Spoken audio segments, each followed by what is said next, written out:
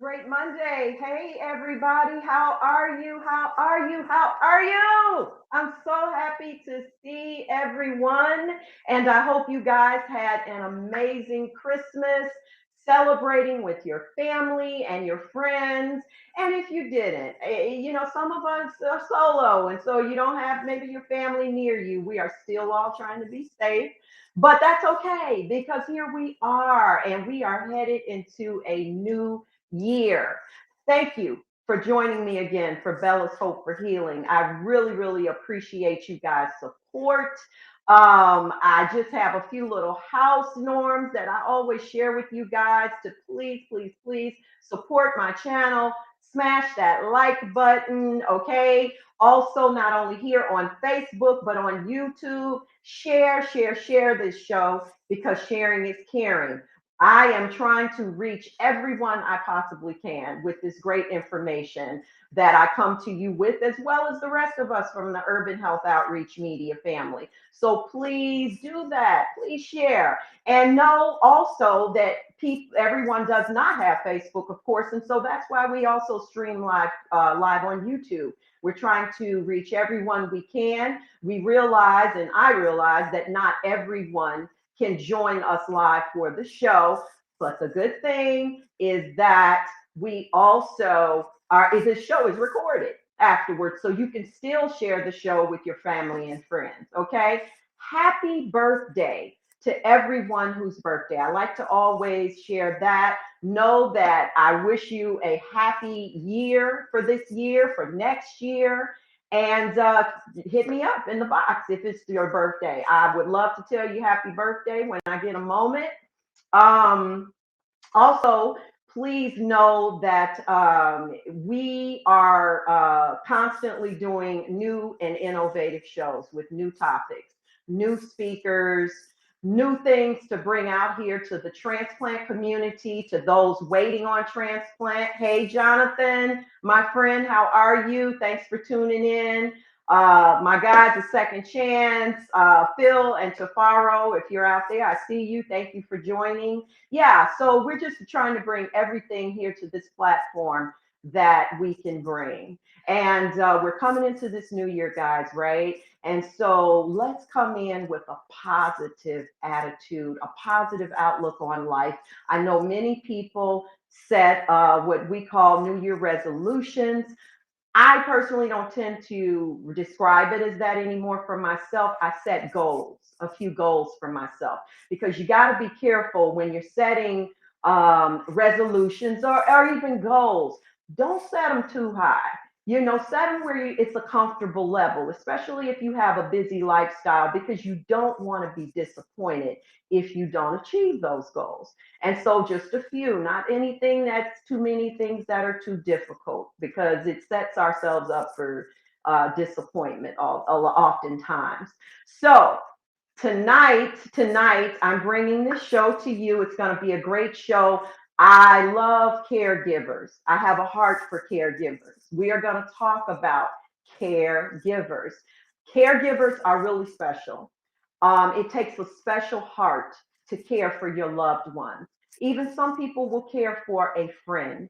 And that can be a difficult journey oftentimes because we have to also care for ourselves, our mental well being. Sometimes it's not easy caring for a loved one because, depending on what their situation is, their illness, medications can get involved. It can make people a little mean. And sometimes our seniors can get a little mean when they get older, especially when they're sick and if they don't know what's happening to them physically. So we have to really be patient with that. And it's really important to be knowledgeable about caregiving and love. I was reading that on an average, the duration of a caregiver runs about 4.5 years, and maybe 29% of caregivers have been in that caregiving role for at least 5 years. That's a long time.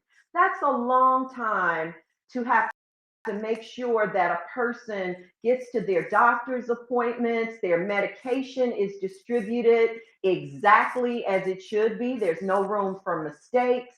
That's it's difficult to juggle your own life. Many people are married and have their own families with children. So there's so many dynamics involved with being a caregiver. And that's why my guest that I'm bringing to the stage tonight is an expert at discussing the dynamics of caregiving, and we're going to talk about the highs and the lows. So even if you are not in that place, you may know someone who has been, or you may, in fact, yourself in the future be one of those people. So let's not poo-poo this show off like, oh, caregiver, that ain't my thing. No, you listen to this show and you listen to this information, because even if you're not in a position where it is beneficial to you right now, you can benefit somebody else and tell them, hey, check out this show. I think this will really bless your life. Okay. So let me tell you a little bit about our guest tonight.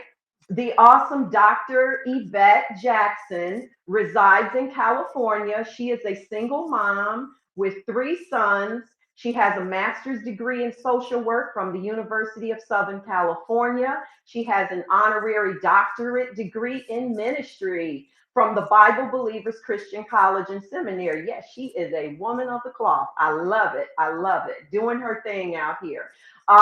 She also currently works with the state of California, the Department of Corrections and Rehabilitation Prison. I love that, because through my church, I was formerly, before we went in lockdown, helping women in the prison as well. And there's so much love in that. She also has developed what is known as the Caregiver Chronicles, which is a 16-module, step-by-step walkthrough online course specifically for caregivers. And she's going to share so much more with us about that. So coming to the stage is going to be the wonderful Dr. YVETTE. Hey, Lisa Baxter, love you.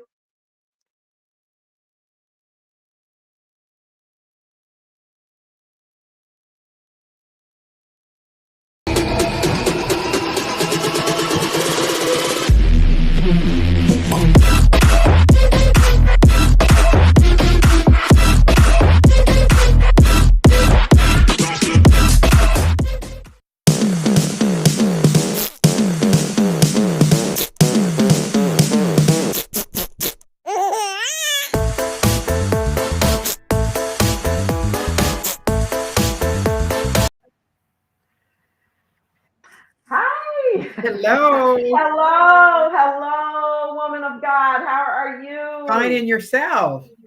Good. Thank you so much for joining. Thank you for having me. Thank you so much. Absolutely, absolutely. I am just really on fire about this show because, as I was sharing in the intro, I just have such a great love for caregivers. It takes such a wonderful heart to be that person and step in that role to do things like that. So I want to go right in and ask you to, if you could just start out by telling us about how what it had caused you to have, interest in social work and how you came about even becoming a caregiver yourself.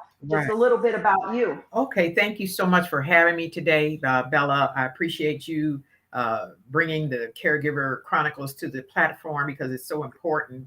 I want to just say that my mother had Alzheimer's disease for 9 years, and I was her caregiver throughout that time. It was one of the most rewarding and stressful tasks that I've had in my life. Mom came with Alzheimer's disease. She started out with dementia. She was very confused, didn't know, how to do things for herself. And I ended up having to move back home with her to take care of her and my three sons as they were vastly becoming teenagers. And then I also had a toddler as well. And so I moved in her home to take care of her. She was her declining at that point, but she was waxing and waning, is what they call it, where she was not totally out of it, but she was confused. And so when I moved to her home, I walked into the room one day and she was trying to dress herself. And I said, Mom, what are you doing? And she said, I'm trying to dress myself, but I'm losing my mind.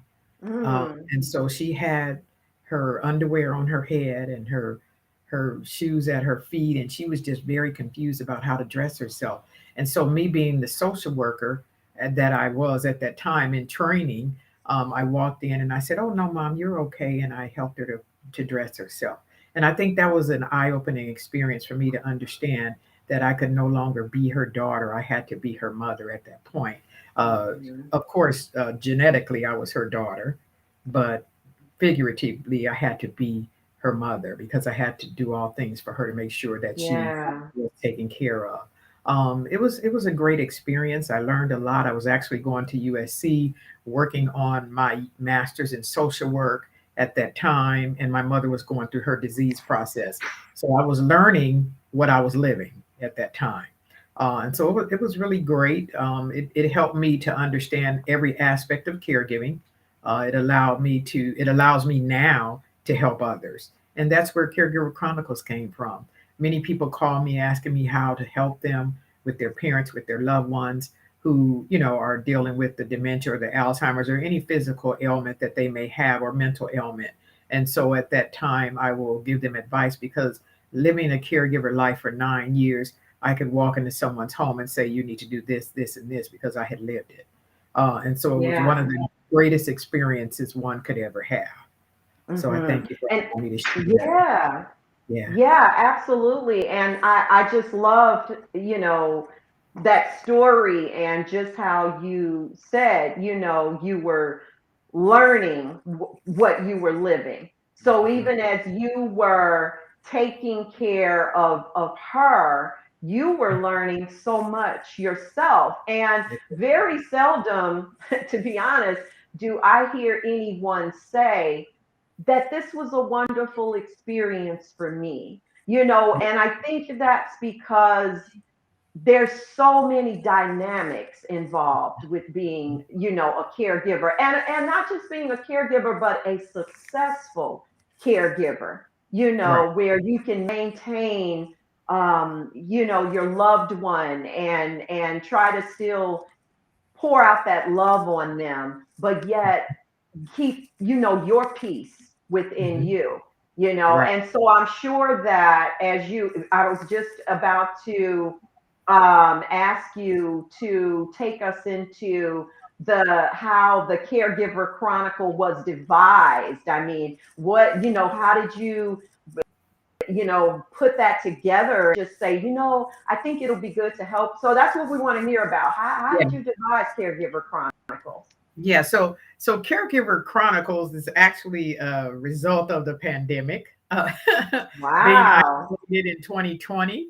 And people calling me, asking me how to help them and this and that. And then I said, maybe I should do something a little different because I would, people call me for years asking me to help them. What do I do? My mother is sick. My family member is sick. How do I do this? What do I do? I need to know about medical equipment. I need to know what the doctors will do and all of the things that go along with caregiving. And so during the 2020 being isolated, I was like, okay, well, let me find me something to do. And so I did. I started pulling together the webinars. There's 19 courses in Caregiver Chronicles. They range all the way from the onset of your loved one's illness, all the way until they recover from that illness or until they transition home to be with the Lord. And so I started recording the webinars. I called up some professionals that I have, me being a social worker, having contracted with about, I'm going to say at some point, at one point or another, I was actually contracted with about, I'm going to say 100 home health or hospice agencies in the Southern California area. And so as their social worker, I would go into the homes and tell individuals how to handle their loved ones. And so that those connections allow me to call up the physical therapists, call up the nurses, call up the doctors, call up the mental health professionals and say, I need you to come on this webinar with me. Let's make a course up of how we can help others. And so many of the people that know me, they know that this is not just a passion, a job for me, it's a passion. And so when it's a passion, it's not something you're doing just because or looking for a dollar. You're doing it because it's something that you love.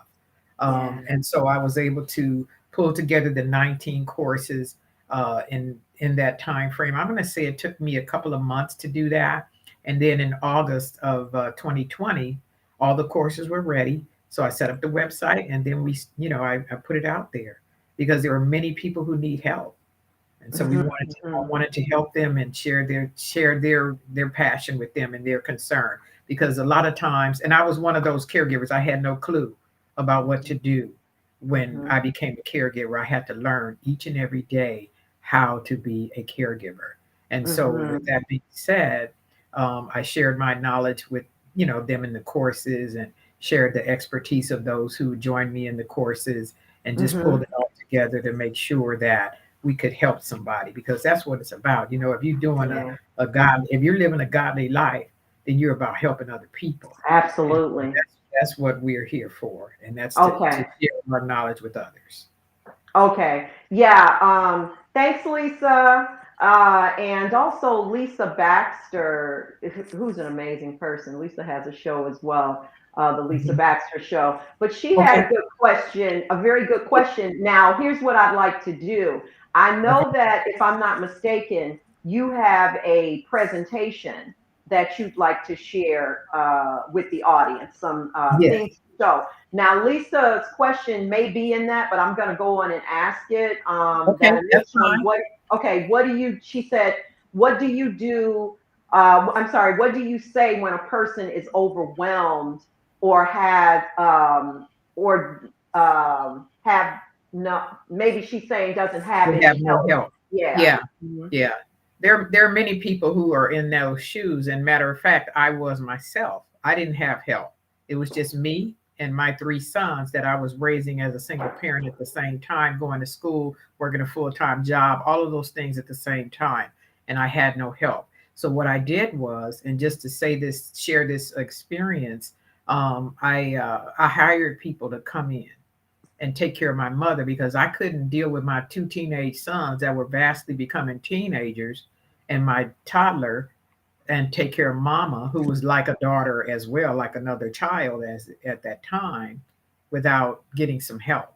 And so what I did was I had someone coming in the morning, bathe my mother, get her dressed, take her to the daycare, and then I would pick my mom up on the way home from work. When you have someone who is overwhelmed with caregiving, it is very, very dangerous, because they can, the caregivers, if you've heard, caregivers can often succumb to their illness or to their ailments before the Mm-hmm. patient does. And so it's Mm-hmm. important to have help for the caregiver. Mm-hmm. Sometimes if they don't have the financial means to have a caregiver, there's also in-home supportive services. If they're a low income, if they're on Medi-Cal, then they can tap into that and get some hours of service for caregiver coverage for their Mm-hmm. loved one. And that what you just said is very important, because even when you were sharing, thank you, Lisa, that was a great question, and I'm going to Yes, get to it your was. other one. But Thank you. Thank you for the question. it's really important to know alternative resources. Like you said, you like, I need some help.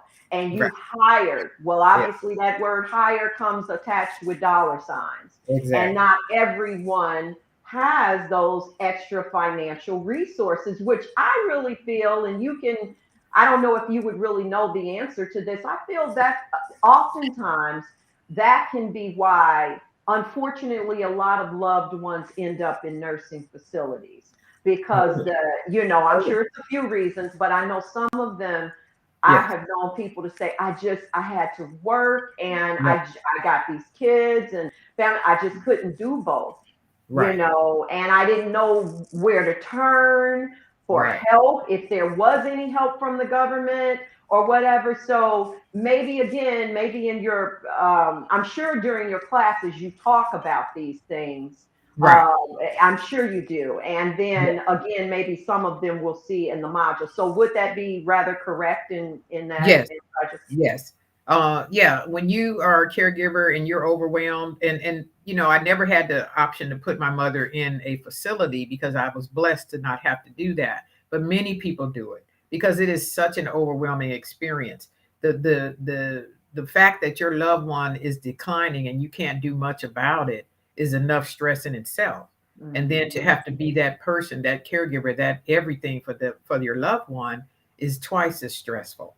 And so mhm, it's important that you do make a decision of that sort if you have to. The only mhm, way that I was going to put mom in a facility is if she could not be taken care of at home, because I knew that if I put her in a facility, then you run the risk of neglect. You run the risk mhm. of having to run to that facility and monitor the staff there because they're not doing what they're supposed to do. Yes, You are yes. babysitting these people because a lot of them do not do what they're supposed to do. Unfortunately, I've worked in a nursing home, so I can attest to that. Not saying Mhm. that that nursing home was of that sort, but it has happened.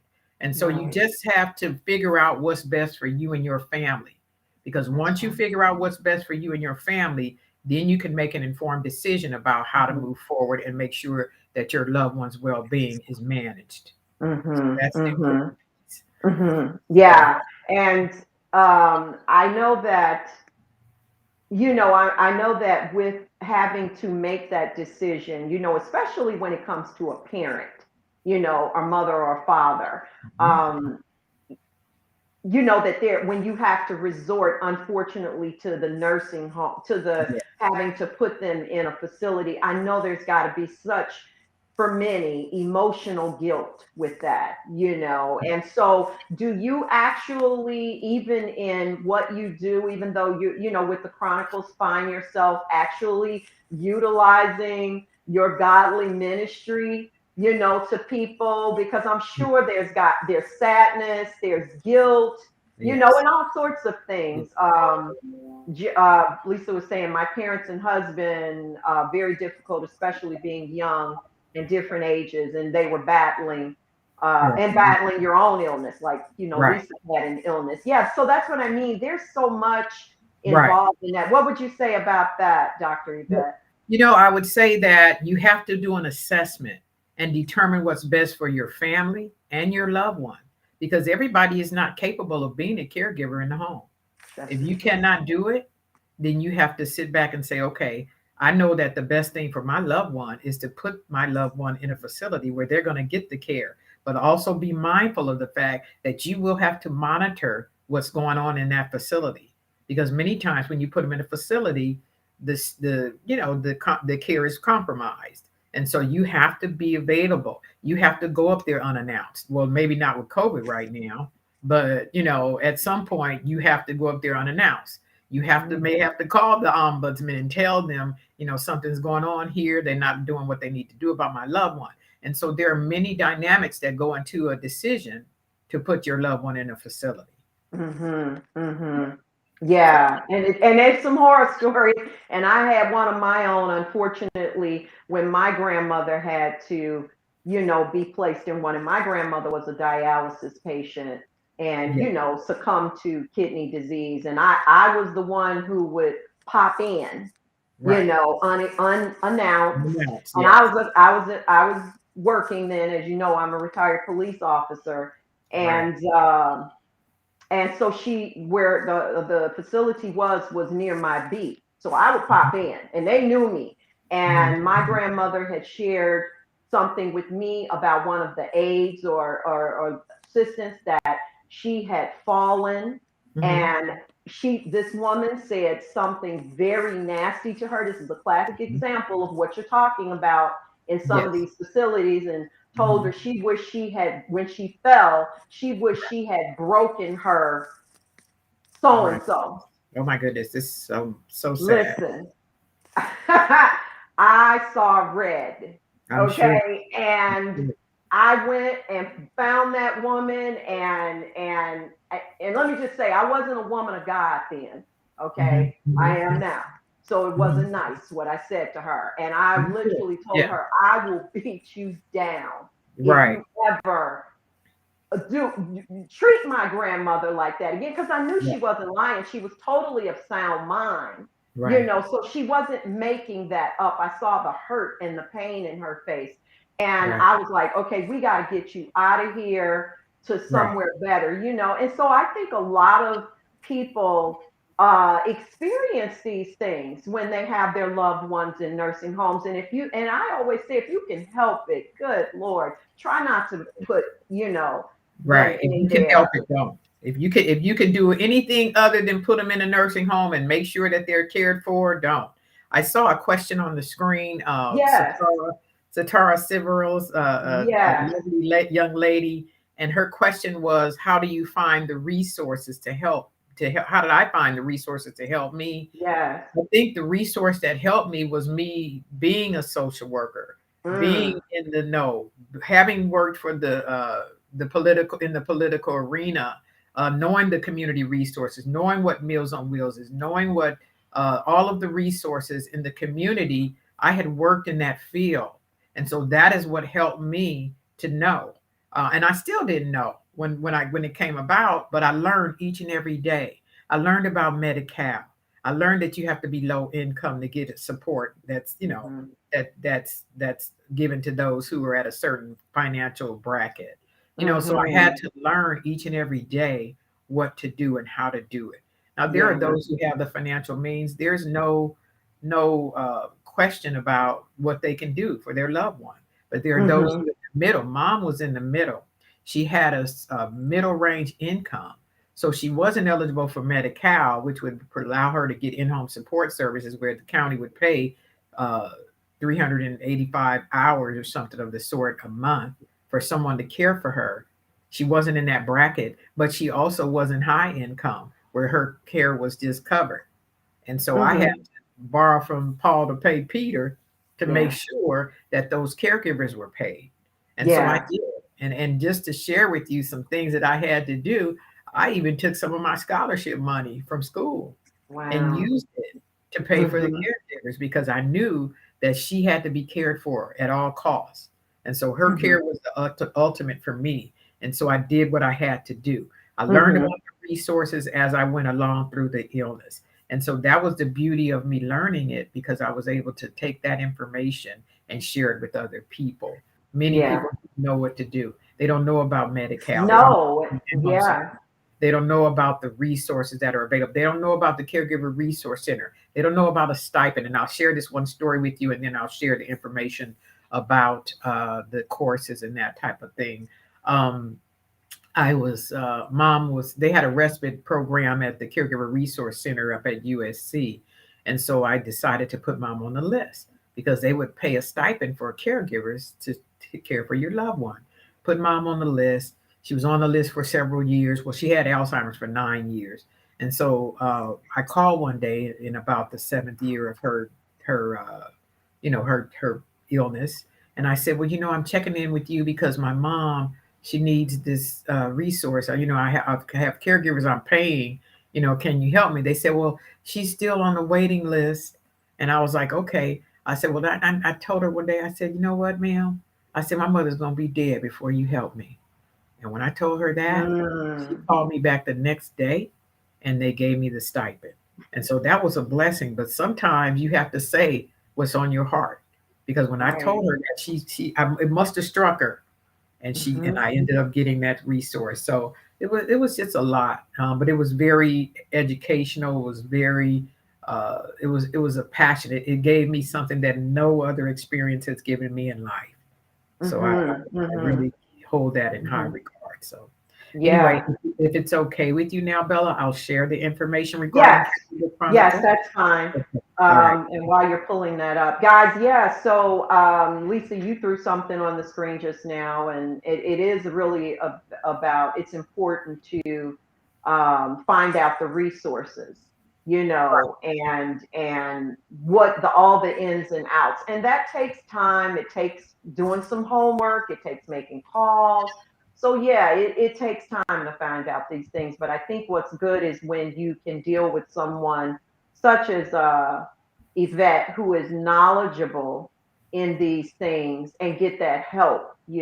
Everyone doesn't know how to reach out or doesn't reach out, and then they give up too easily. Right. So, Okay. So I'm sitting here trying to get the course information on the screen. Let's see if I can do it right quick. Let's see. This is a new program for me, so I'm learning as I go. yeah, that's fine. Am I sharing my Um, screen? Can you see? not yet. I Courses? can't. No, No, not not yet. yet. Okay. Okay. You see them now? Yes. Yes.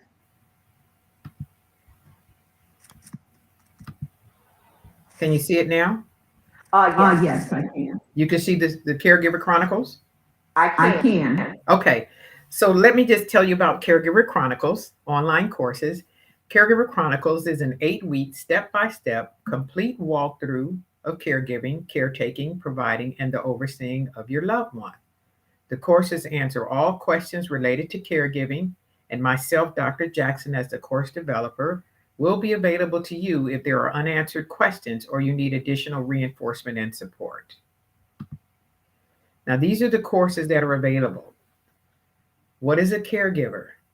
Educating yourself on the diagnosis, caring for a sick loved one, observing your loved one's religious belief, a healthy lifestyle, navigating the medical professionals, understanding medication, legal matters, advanced directives, power of attorney, the decision maker, insurance like Medicare, Medi-Cal, HMOs, PPOs, community resources, durable medical equipment like wheelchairs, walkers, when a caregiver is needed, finding a caregiver, placement in a skilled nursing facility or assisted living facility, family dynamics, home health, hospice, and preparing for your loved one's transition.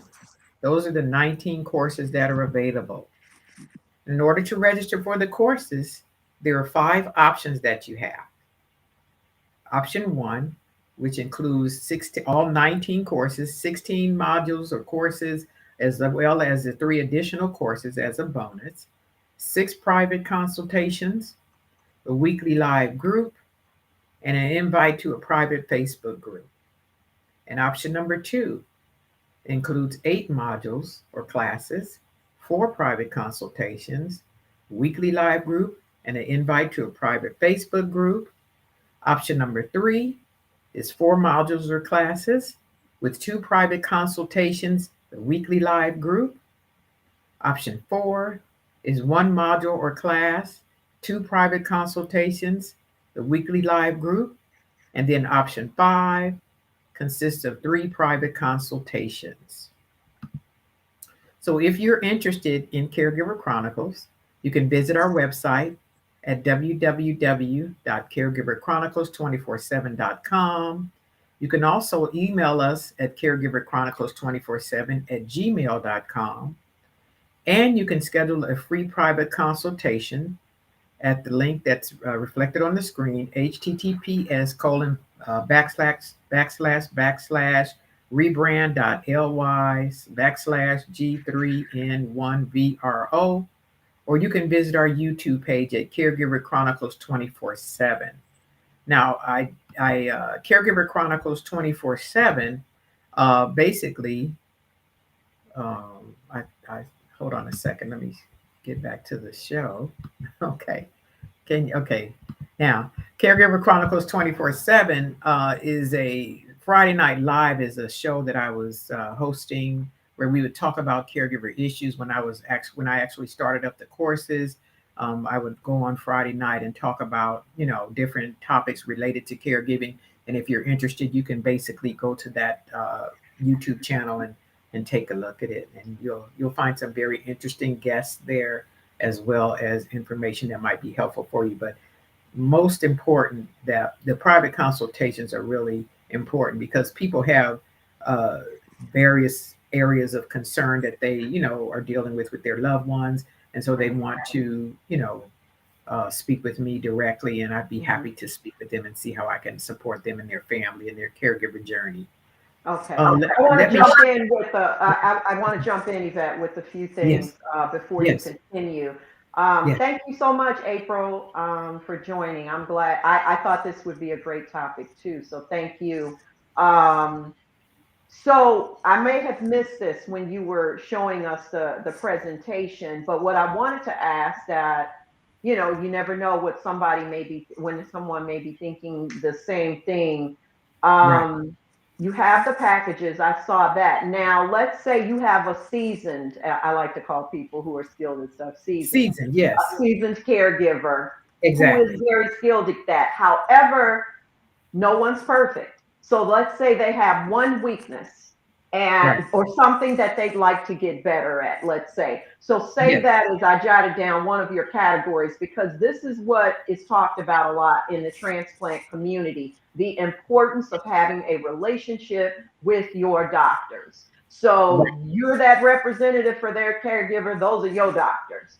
Yes. So, what if they wanted to just say, Dr. Yvette, I'm good with most of this other stuff, but I have an issue with the doctor situation. I'm having some trouble with that. So, I'd like to take the class on navigating the medical professionals. Could Right. they, in fact, just take that one class with you, Yes. and okay, okay. Yeah. So, there Yeah. you go, guys, There's an option. I think it's option 4 with just one class. And I think there's Okay. 2 private consultations that go along with that. But yeah, they would be able to do that. And the reason why I added option 5, which is just the private consultations, because some people don't have time when they're caregiving. They don't want to look at no courses. They don't have time for that.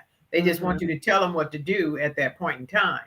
And so I did get several individuals to contact me about that, and so that's when I developed the private consultations. Okay, good. That's Okay. really, because that's really good to know, because you sometimes you may just think, oh, I don't really, excuse me, need to do all that or have the time to do all that. So it is good to know that you can just pick a particular topic Right. You can and pick deal with whichever that. course you would interested in. If you select the one with one course, you can pick the course. You don't have to take a specific course because Okay. everyone is unique in their caregiver journey. Right, exactly. So Every that's journey important is as is well. different. May And I just yeah, go ahead. say one other thing? I am Yeah. in the process of uh, pulling together a book, and it's called Caregiver Chronicles: Memoirs of the Journey. Hmm. And it is inclusive of those who have been caregivers who would like to share their testimony. And so, if you're interested in sharing your testimony, you can also email me your up to 8 page testimony, and you will be included in the book as well. Oh, nice. Okay, there you go, I guys. didn't share that with Okay. you, but yeah, that's something. Yeah, no, I'm glad you did. Yeah, That is very helpful, Lisa. Yeah, I mean, it's good to have. I'm a girl too. I love being having the internet at my access and yes. researching things, but I'm a book girl. I got Okay. mega books. I read, Yes. you know what I Yes. mean? I like the paper, the smell of Right. the books. All right. So Right. that's Right. really great that Thank you you. have the book. So yeah, this is great. But so here's what I wanted to ask too, and Jared, while I'm asking her this question, I did see another question that April had. But what Okay. I wanted to ask you also is, when you speak with caregivers, what do you find to be some of their greatest and, let's just say, more popular challenges?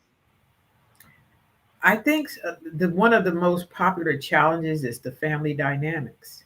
Mm, Family dynamics can be a very concerning issue when you're dealing with caregiving. Because the family can be at odds. Families are oftentimes torn apart during this process. They can come together. Some of them come together. Some of them are torn apart because there's one who wants to control. There's one who wants to, you know, make sure that, you know, things are done a certain way. And then there's some families where they will honor the elder member of the family and kind of go along with that. But family dynamics is one of the main challenges, and being able to be on one accord when there's multiple children involved and that type of thing. And then the spouse may want the patient to be treated a certain way and the children don't, and they don't agree. Mm. So family dynamics is a very critical piece of caregiving. Mm-hmm. And I can say Okay. that from a personal perspective as well. Yeah. Yeah, yeah. Mhm. So April said at the end of the day, tell us how have the Chronicles, I think what she's saying, been fulfilling for your life mentally and spiritually. And she said Right. you're such a gem. Yeah. And Thank you. yeah. Bless you. Bless you. You know, Caregiver Chronicles is something that has allowed me to give back to others. Being a caregiver was one of the most, and I think I said this in the beginning, was one of the most rewarding experiences I've ever had. It taught me, it was very stressful. I won't say it wasn't stressful, but it was something that it gave me some sustenance in my life because it Mhm. allowed me to take my journey as a caregiver and share it with others and help them to empower them, if you will, to do things as they should for their loved ones. So Mhm. it was a very fulfilling experience. It has helped me mentally, physically, emotionally, psychologically, and spiritually because it's a Mhm. spiritual walk. It's not just a walk, you know, uh, a walk. It's not just a walk, it's a spiritual walk because when you walk in the spirit, you're going to do whatever you can to help God's people. And so that is critical. That's Mhm. critical. It's a mandate in the Bible that you help other Yes. people. And so when you helping other people, you're doing God's will. And so that Mhm. is a critical piece of this. Give and it shall be given unto you.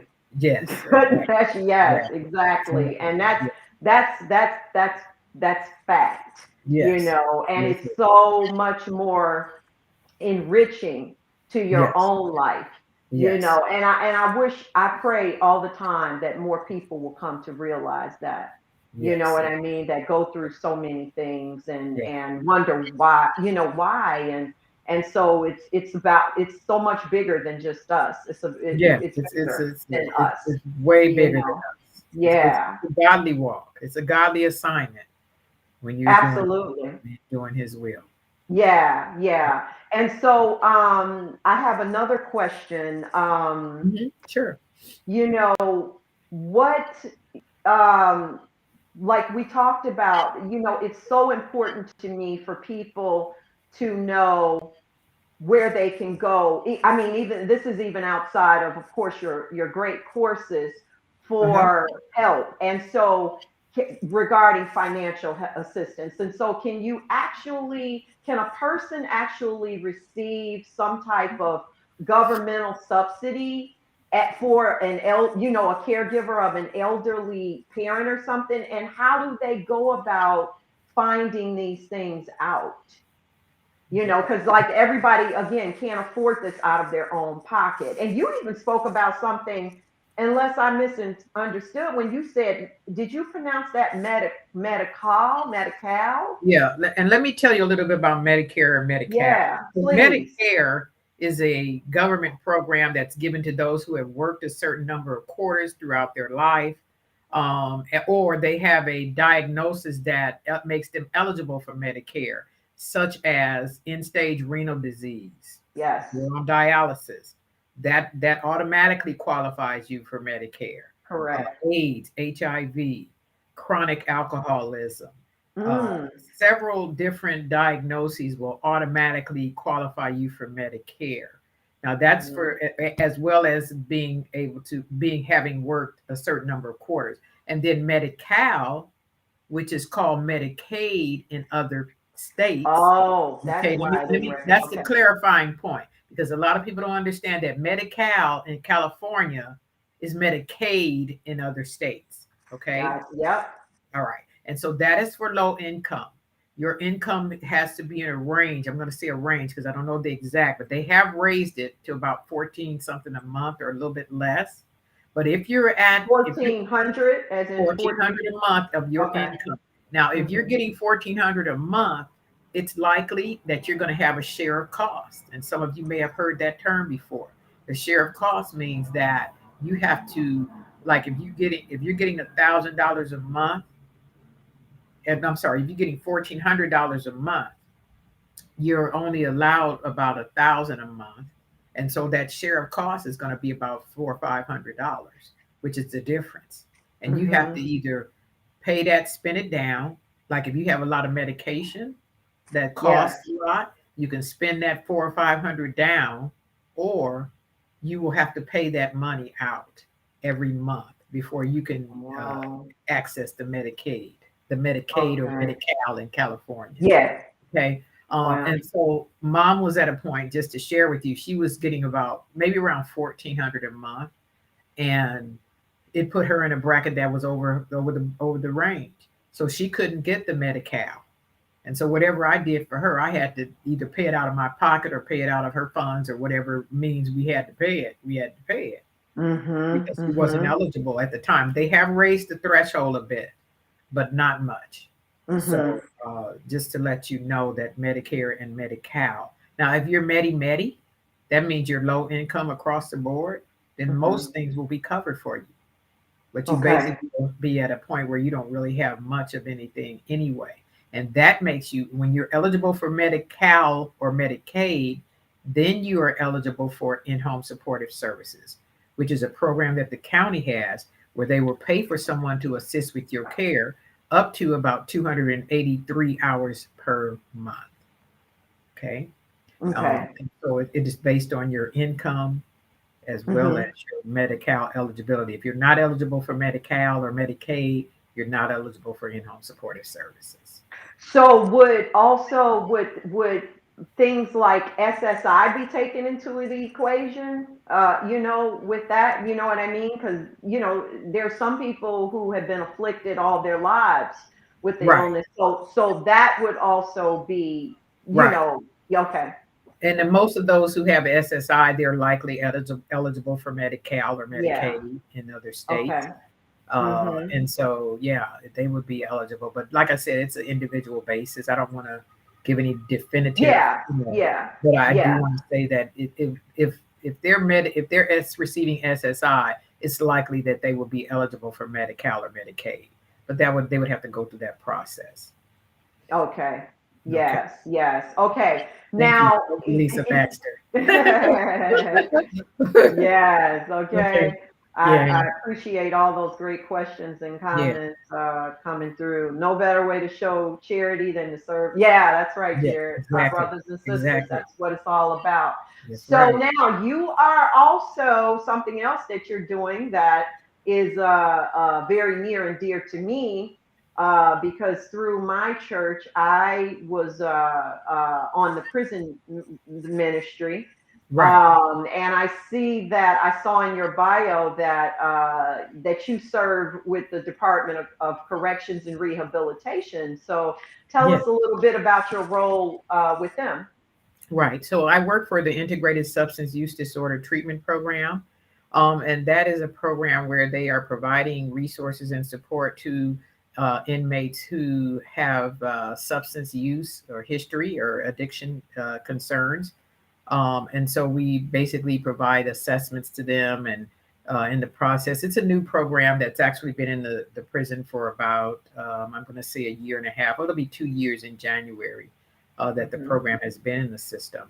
And Hmm. so we do assessments with them, video conference with them, just talk with them and find out what their usage is and see what we can do to support them and make sure that they have the MAT program, the medication assistance treatment, where they receive, the medication to help with their substance use. For Hmm. the opioid crisis is rampant at this point, Yeah. and then with the isolation of the pandemic, it allowed it to escalate because people were isolated. So of course they were getting high more, when they were Yeah. home. And Hmm. so that kind of escalated things as well. So Hmm. the opioid crisis is a big concern at this point in time. Yeah. Yeah, it definitely is for Yeah, sure. yeah. And we're And hearing it's about it. everywhere. The I'm prisons, sorry. I said it's Mhm. everywhere. It's in the prisons, it's in the streets, it's everywhere. Yeah, it definitely is. And it is as if it's not enough that we're dealing with this pandemic, Exactly. and I know that's just getting back to the main thing, caregiving. I know that's been very difficult. I know people who have lost that were caring for a parent or whatever, who have lost their loved one due to COVID. So Yes, I'm sure in what you do, you're experiencing this too. And so, um, yes. yeah, exactly, Jared. Yeah, these problems are definitely escalating because of the pandemic. Right. So, how do you what type of suggestions do you give to a person, because I know with you being in the ministry there's grief counseling involved, with that Yeah. as well. Yes. But when you're living with when a person you're caring for literally 24/7, what type of suggestions do you give to them, do you offer them for themselves, for Right. coping? Because this is big too. It's about who we're caring for, but it's also about that. Self-care. Mhm. Exactly. What type of things Self-preservation. do you share with them? Yeah, it's important that the caregiver have some relief and that they make time for themselves. Get away if you can. Have someone take care of your loved one while you go away. Someone that you feel comfortable with. I Mhm. know in my journey I had to do it. And Yeah. but mom was at a point where I would take her with me. If I was going to the resort with my sons, she went too. Mhm. So Mhm. I would do it, but I would do it and take her with me because as she progressed in the disease process, she began to look for me more. And she would Mhm. start asking others, "Where's Yvette? Where's Yvette? Where's Yvette?" And so when Mhm. she did that, I was like, okay, my time away became limited because I knew it was stressing for her. But I Yeah. also made time for myself. The beauty of this whole thing was before she got really sick, she told me, she said, I want you to make sure that you make sure that everything is good for you. Make sure Mm. that you take care of yourself. And I don't Yeah. know if she knew this was before she got sick. I don't know if she knew what I was going to have to go through, but she told Right. me that. I didn't forget that. So it's important that you make time for yourself. Include your family members if they can be trusted to take care of your loved one. Don't try to take it all on yourself because it can be one of the most stressful situations. And as I mentioned before, caregivers often succumb, they often pass before the patient that they're caring for because they're so Wow. stressed out behind it. So that is Wow. critical Yeah. piece of caregiving. Exactly. That's what, Critical. I just, I did not know that, of course, what you Yeah. just shared. That's the statistic. Yeah. But what I did know is that it's stressful. I Yes. know I've known caregivers, and Yes. this is what they share a lot of times. They're like, "But look, it's so hard. You just have no idea, Yes. because what happens too, if it's a parent and obviously it's a elderly senior parent, it's like they revert back to a child. It's like they're going backward. Exactly. Yeah. You You heard know that what I statement? mean? Once an Yes. adult, twice a child. Right. So Twice. child. Yeah. Yes. Yes. That's Yes. it. And they do. Exactly. Yeah. Exactly. And I remember ministering to someone, a friend, and saying, you know what? But you just got to remember how mom was there for you. And That's I right. know you was a hoot. That's That's what I told one of my friends. I know you was a hoot. And right. so you Right. just gotta really, and I know it's difficult. It's not to take away, I was like, from what you're feeling. I'm not, Right. being, like thinking, yeah, suck it up. That's Right. not what I'm saying. But you do have to keep in mind just all that a parent did, to Yeah. bless your life and get you to the point where you are, Right. and then they need us at that point. And Yeah. I believe I can count on my children to Yeah. be, those that person, those people for me, to Exactly. provide me with that care. It was a blessing for what you did with your for your mom, and I'm Yeah. sure countless others on here. If I missed any questions, Jared, please throw them back up on the screen. But I just want to also acknowledge, share with everybody, Yvette, that which was very impressive. You're the second vice president for the Los Angeles District Women's Auxiliary. Yes. That's really awesome. And interim president for your Faith District Association. So you've Yes. got a lot of irons in the fire, lady. Well, and yet, I'm also just been elected as president-elect for the state women of the Western Baptist State Convention. So keep Congratulations. me in your prayers as I continue to do God's Yes. will. I solicit your prayers to Absolutely. continue. Absolutely. Yeah, Yes. yeah, Jared said it was a very powerful interview. Oh, he's still asking everyone to share it. Yeah, please share yes, this because this is yes, good information. And yeah, like I said, even I said in a little video that I did before the show that, even if you're not in that place in your life as an right, adult, of course, and with a loved one, right, my grandmother used to say, you may not be dealing with something right now, but just keep living.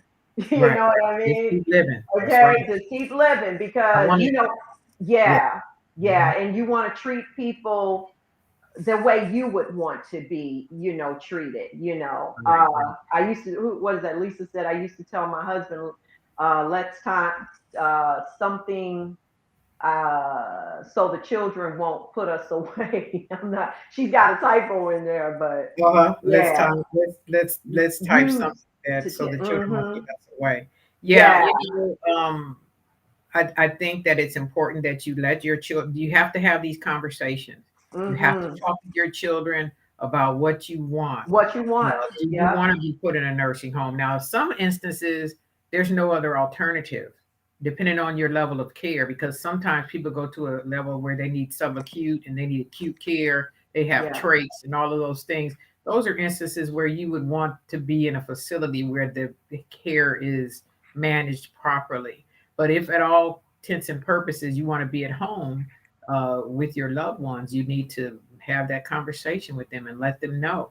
If I get sick, and I'm saying it on record right now for my sons, I have three of them and I don't have any daughters. Do mm-hmm. not put me in a nursing home, not unless you cannot take care of me at home. Okay. Yeah, Because exactly. that's a lot of times the people they end up with bed sores, they have decubitus ulcers, and Yes. that is one of the most Falls, lots of horrendous falls, things. Yeah, so lots of falls. Yeah. she said, "What's her email again?" Sherry, could you put that email address back up, please, Right. so I want to that give a shout out to the Western Baptist State Convention family and President Hardwick, the okay. president of the convention, and all of the members who support me and those who have asked me to be the president-elect for the Women's Auxiliary because I enjoy doing what I do and helping others. And so this is just another piece of the puzzle. So Okay. thank you. Okay, Okay. yeah, absolutely. And this has been a great, story is sharing your journey and then just how great it is that that journey tied into you being able to utilize the situation to help Right. others through your courses. So I'm sure everyone here was blessed by that, as well as the many that didn't get to see it live but that are going to continue to see it. So you keep Right. sharing it too, Dr. Yvette, and I that way, will definitely. it's constantly, it will be, and again, I'm on Facebook Live as well as YouTube, so it's going to Yes. be recorded under Right. that as well. And if it's not, if you don't see it directly under Bella's Hope for Healing, I am under the umbrella of Urban Health Outreach Media. And so all our shows are definitely Okay. listed under that. Okay. So, And so shout out to my three sons also, Mitchell, Andrew, okay, and Juan Jr. They are the ones who helped me caregive for my mother. And my yeah, youngest son, Antoine, actually found my mother when she passed at home. And so yeah, shout yeah. out to That's them good for that being you, yeah, junior caregivers. Okay. absolutely. Each one teach one, Yes. so Yes. because hey, they may have to care for you one day. So, Exactly. Exactly. but I always in my show with a scripture that I kind of pray about and ask God to Okay. put on my heart what would be befitting Yes. for this person. And it was very easy for me to figure out one for you because of the caregiving and then again being a woman, of God and all that you're out here doing in the Yes. industry. So it's Yes. under the book, and it's for everybody else. It's not just for her. We all take away this from this. Is Hebrews 6:10, which says, God is not unjust. He will not forget your work and the Yes. love that you have shown him as you have helped his people and continue to help them. Yes. That's Yes. God's Bless, word is bond, bless you. meaning just what we were talking about earlier. When we do for God's children, he Yes. is going to reflect that right back upon us, our children, our Yes. grandchildren. This is Yes. how he operates. Give and it shall be given unto you, good measure, That's pressed it. down, shaken together, Taken. and Yes. running Yes. over. This is how our Hallelujah. Father works. That's right. That's how. So, That's it. yes, That's so it. thank you so much. I know you're going to get some Thank you. calls Thank about you. your courses, Okay. and I am just looking. Let's keep in touch. Keep me Yes, posted. please. Please also about your book that you have Yes. up and coming. I'll Right. probably do a little bit of story myself, and Okay. I'd send like it. for anyone that's Yeah, a caregiver that wants to share their experience or their journey or their testimony, because what we are about is helping others, and that book is going to allow your testimony to give someone some encouragement to continue on in their journey. So please absolutely. email me the information if you're interested. Around the middle of January, I'll be pulling everything together. I'm looking for about 30 or 40 people. So don't Yeah. feel like you're over the top. 8 pages max. Send it to me. I'm waiting on it. Amen. God bless Amen. you. Well, Bless God you. bless you, Dr. Thank you. Yvette, and thank Thank you you. again. And God Thank you. continue to bless your work and what you're doing. And Thank you for Happy the New chat. Year to you. Happy New Year. Have Thank a blessed you. day, You. everyone. God Bye bless you. Thank you, bye. Jared. Thank you, Jared. Bye bye. Wow, that was good. First and foremost, let me say, Lisa, baby girl, go eat, honey. I don't want you getting sick. I appreciate the support for the show. I saw that. This was great. This was great, and I hope it blessed me. And I hope it blessed you guys as well. I think that her courses are great. There were so many topics that she's touching on in those modules that I know can be very, very helpful for people. So yeah, I encourage you guys again, even if you're not in that position yourselves, to definitely share share my show tonight, because it can really help someone. Trust me, I know that. Even if it's just from an auditory standpoint, that they can hear all the things that she shared. Now, again, we are coming up on the new year. We have this new variant out here, Omicron. I want everybody to be careful as recipients, as transplant warriors. We cannot afford to let our guard down, guys. We have to continue. I had my booster a week ago. Praise God, I had no side effects, just a little soreness in the arm, and I was working that arm several times a day in order for it to not to advance, and it didn't. And again, that's how God takes care of us when we're doing His work. But yeah, get your booster if you haven't gotten it. For those that are making it a point to be vaxxed, and stay safe. Wear that mask. Try not to be in crowds, unmasked, because we don't know who has been vaxxed out here. I, in the month of January, go on a hiatus because I do the Daniel fast. And that is for those that are familiar, that is a fast where you're not eating meat, sweets, carbs. It is intense, but it can be done. Let me tell you, I've been doing it now diligently, probably for like the past 3 years. And that is such a great time for me because it allows me better clarity on what God wants me to do for the year. It gives me focus, and I get to just cleanse myself. Also, you give up things. That's what a fast is about, and that's part of your prayer, and giving God all of your attention And so social media is one of those things I give up because I'm doing a detox and a cleansing. So Bella's Hope for Healing won't be back until the very end of January or the first week of February, but I'll be back. I got that fast lasts for 21 days. And I take it very seriously. And I have never cheated, thank God. So I'm always really excited about it because I consider myself a little pro at it for now. I suggest to whoever hasn't done a fast, you don't have to do that one to that intensity, but just do a fast where you cleanse yourself and get, a lot of the things we deal with, guys, mentally, we putting too much into our brains, too much negative stuff. If you're not a negative person, that's great, but we can allow sometimes so much negative energy to surround us that it takes us into that dark place. And the enemy is busy. He's the roaring lion looking for who he can devour. So we got to be on guard for that. So take some time, like Dr. Yvette said, you got to take some time for you too. Whatever that is, do something you love, do something that brings you joy and gives you peace in your heart and mind. So I just want to wish you guys a very happy new year. Be well, be encouraged, set your goals and just do what you need to do for you. Take care of you, and keep God at the forefront of that. I love you. Jesus loves you, and there's nothing that you can do about it. Happy 2022. I'll see you then. Bye.